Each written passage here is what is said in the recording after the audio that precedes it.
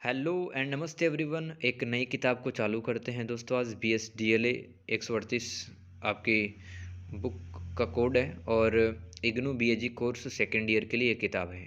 इस किताब का नाम है हिंदी साहित्य विविध विधाएं यूनिट नंबर 1। तो इसमें अपन पूस की रात एक कहानी पढ़ेंगे मुंशी प्रेमचंद। सबसे पहले तो आप इम्पोर्टेंट क्वेश्चन देख लीजिए। सवाल नंबर 1 जो कि आया था जून 2023 के पेपर में 20 नंबर का, खेत नष्ट हो जाने पर भी हल्कू प्रसन्नता व्यक्त करता है, जो कारण हल्कू की प्रसन्नता में व्यक्त हो रहे हैं उन कारणों को समझाइए। क्वेश्चन नंबर सेकंड, पूस की रात कहानी का आशय स्पष्ट करें। दिसंबर 2022 के पेपर में 10 नंबर का सवाल। फिर क्वेश्चन नंबर 3, पूस की रात एक यथार्थवादी कहानी है यानी कि एक सच कहानी है, स्पष्ट करें। जून 2022 के पेपर में 20 नंबर का आया था। क्वेश्चन नंबर 4, प्रेमचंद पर टिप्पणी लिखिए। जून 2022 के पेपर में 5 नंबर का सवाल था। क्वेश्चन नंबर 5, पूस की रात कहानी का कथ्य यानी कि क्या कहना चाहता है इस कहानी के माध्यम से लेखक, वह स्पष्ट करना है। दिसंबर 2021 के पेपर में 20 नंबर का सवाल था, यानी कि भाई अच्छे खासे सवाल इसमें आते ही आते हैं। क्वेश्चन नंबर 6, हल्कू के चरित्र पर टिप्पणी लिखिए। दिसंबर 2021 के पेपर में 5 नंबर का सवाल आया था। अब देखो, जो भी सवाल 20 नंबर का आएगा आपको सेम उत्तर लिख के आना है, यानी कि क्वेश्चन नंबर 1 2 3 5 का उत्तर समान है यहाँ पर। ठीक है, मतलब जैसे कि आ जाए कि इस कहानी से आप क्या समझते हैं, पूस कहानी का कथ्य स्पष्ट करें। ओके, तो कैसा भी 20 नंबर का सवाल आए उत्तर सेम रहेगा। कहानी को समझते हैं। पूस की रात कहानी के लेखक मुंशी प्रेमचंद। यह कहानी 1930 ईस्वी में माधुरी का पत्रिका में प्रकाशित हुई थी। इस कहानी में किसानों की ऋणग्रस्तता यानी कि वो कर्ज के बोझ के तले दबे रहते हैं, उनकी दुर्दशा, खराब आर्थिक स्थिति को लेखक पात्रों के माध्यम से व्यक्त किया है। कहानी में मुख्यतः 3 पात्र हैं। एक तो गरीब किसान हल्कू है, उसकी पत्नी मुन्नी है और पालतू कुत्ता उनका जबरा है। इस कहानी के मुख्य पात्र हैं। कहानी में हल्कू गरीब किसान है, उसने सहना नामक महाजन, मतलब सेठ से पैसे ले रखे हैं, उधार ले रखे हैं हल्कू किसान ने, जो कि उसने अपनी पत्नी मुन्नी को दे दिए ताकि उस पैसों से कंबल खरीदी जा सके तथा पूस की भयंकर ठंडी रातों में खुद को सुरक्षित रखा जा सके। एक दिन सहना ने हल्कू से माल गुजारी के पैसे चुकाने को कहा तो वह दौड़कर मुन्नी के पास चला गया और बोला, सहना आया हुआ है। माल गुजारी मतलब जो पैसे उसने उधार ले रखे थे। ठीक है, उसे मालगुजारी के पैसे चुकाने ऐसा कहा हल्कू किसान ने अपनी पत्नी मुन्नी को। नहीं देंगे तो वह घुड़कियां जमाएगा, यानी कि वो अपनी धौंस जमाएगा, प्रभाव जमाएगा, गालियां देगा। बला से जाड़ा तो सह लेंगे, यानी कि मतलब कैसे भी करके यह सर्दी तो सह सकते हैं, लेकिन ये बला, ये मुसीबत तो टल जाएगी कम से कम। वह मुन्नी के पास गया और खुशामद खुश करते हुए बोला कि ला दे दे गला तो छुटे, कंबल के लिए कोई दूसरा उपाय देखेंगे।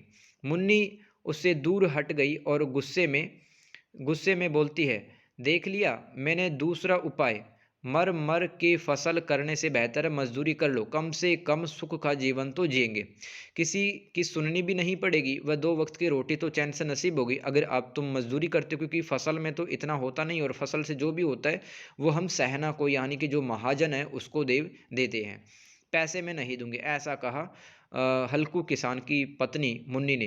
हल्कू ने मुन्नी से जैसे तैसे रुपये ले लिए, वह सहना को पैसे हाथ में थमा दिए।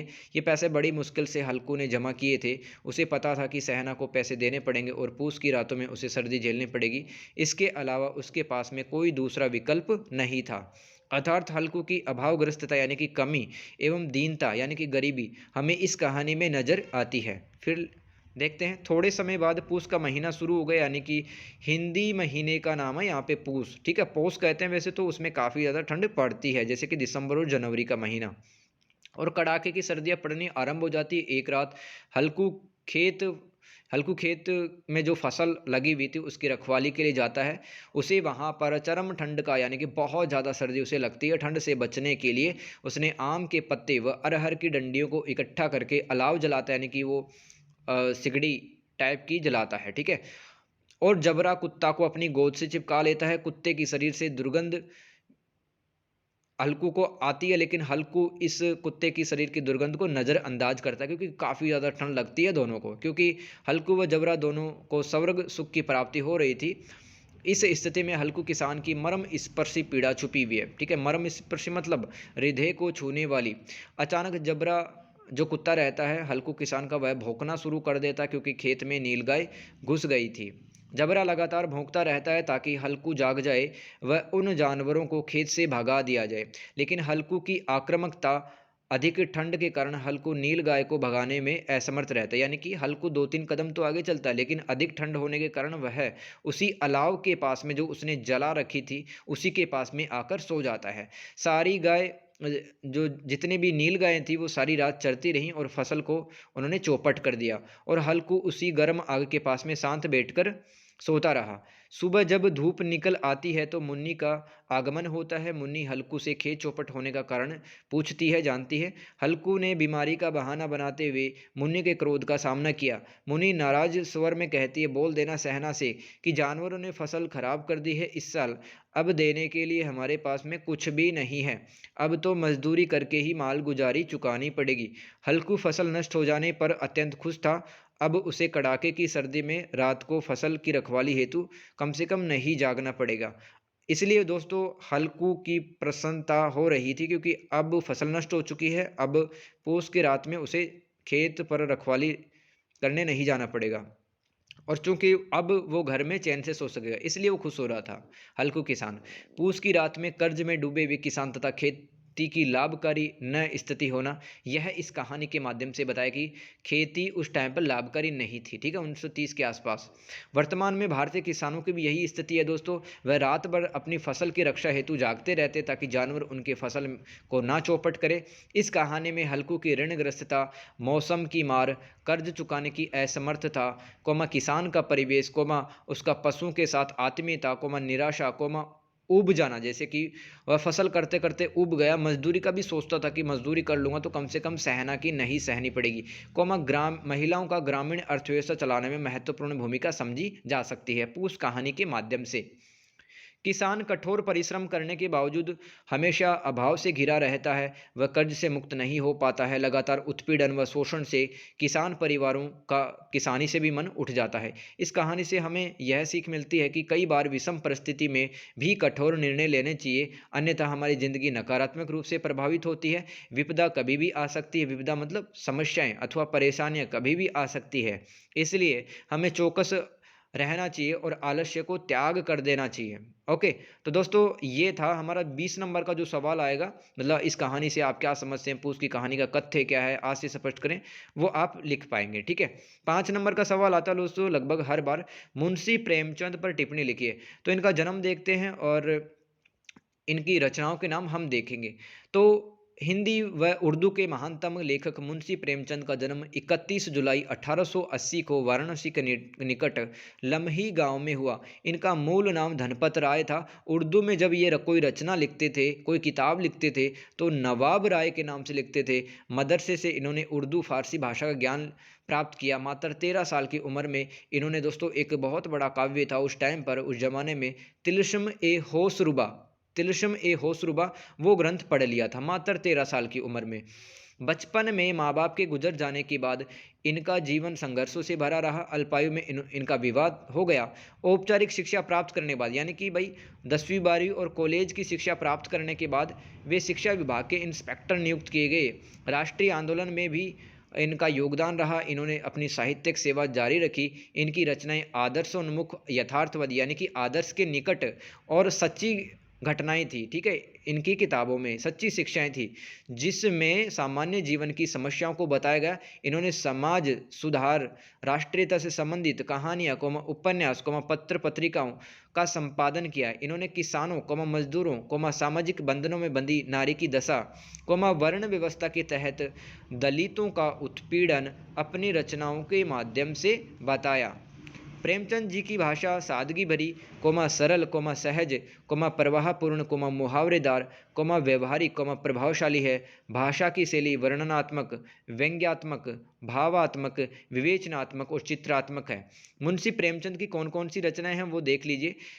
कहानियाँ कौन कौन सी लिखे हैं, ईदगाह, कफन, गुल्ली डंडा, ठाकुर का कुआं, दूध का दाम, नमक का दरोगा, बड़े घर की बेटी, मोटेराम जी शास्त्री, मंदिर और मस्जिद, दो बैलों की कथा, ये कहानियां हैं मुंशी प्रेमचंद की। तो मुंशी प्रेमचंद पर जो भी 5 नंबर का सवाल आएगा तो आपको यही सब लिख के आना है।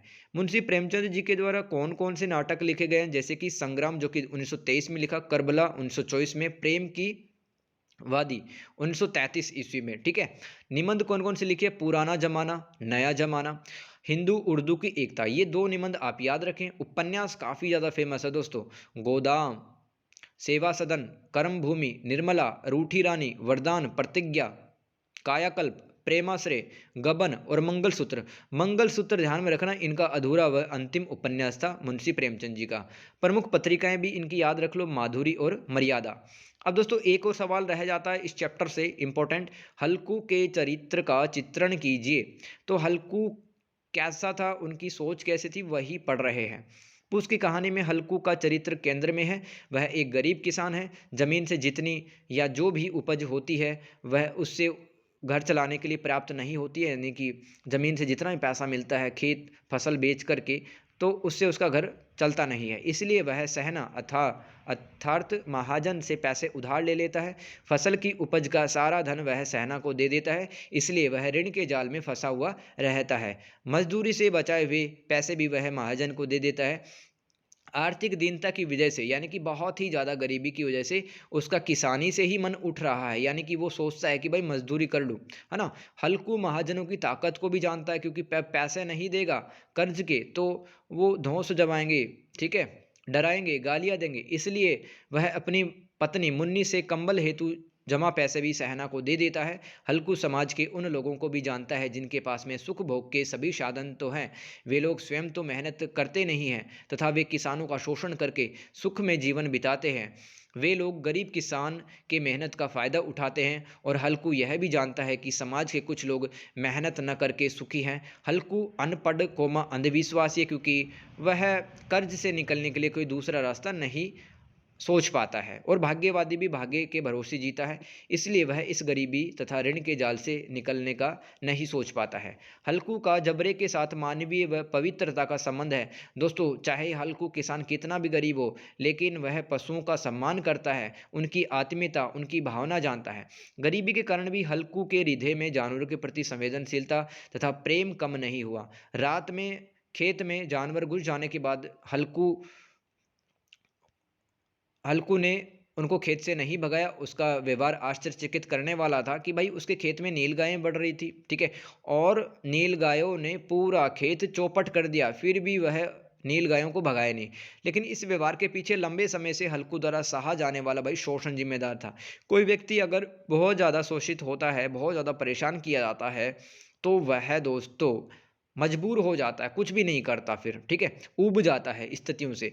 हल्कू एक मेहनत कश किसान है। उसकी ऐसी मानसिकता लगातार शोषण की वजह से बन जाती है, इसलिए वह सोचता है कि हमारे भाग्य में तो सिर्फ शोषण लिखा है, इसलिए उसको भाग्यवादी हम कह रहे हैं। हल्कू का चरित्र इस कहानी में एक वर्ग विशेष का प्रतिनिधित्व करता है। यह कहानी हल्कू जैसे उन सभी भारतीय किसानों की मार्मिक स्थिति को बताती है जो महाजनों को जमींदारों के द्वारा किए जाने वाले शोषण से परेशान है। ऋण के जाल में फंसकर अपनी आर्थिक स्थिति हल्कू कभी नहीं सुधार पाता, और हल्कू जैसे कितने भारतीय किसान हैं वो अपनी आर्थिक स्थिति नहीं सुधार पाते। इस तरह से दोस्तों आपका ये चैप्टर नंबर 1 कंप्लीट हो गया। पूस की रात कहानी है मुंशी प्रेमचंद जी के द्वारा रची। आप 3 सवाल कर लो, ठीक है, तीनों सवालों में से कोई सवाल तो आ ही जाएगा। हल्कू के चरित्र पर टिप्पणी और प्लस मुंशी प्रेमचंद के बारे में लिखिए। और इस कहानी में जो 20 नंबर का सवाल आएगा, यानी कि कहानी का कथ्य स्पष्ट करें, कहानी से आप क्या समझते हैं, हल्कू की प्रसन्नता में जो कारण व्यक्त हो रहे थे उनको बताइए।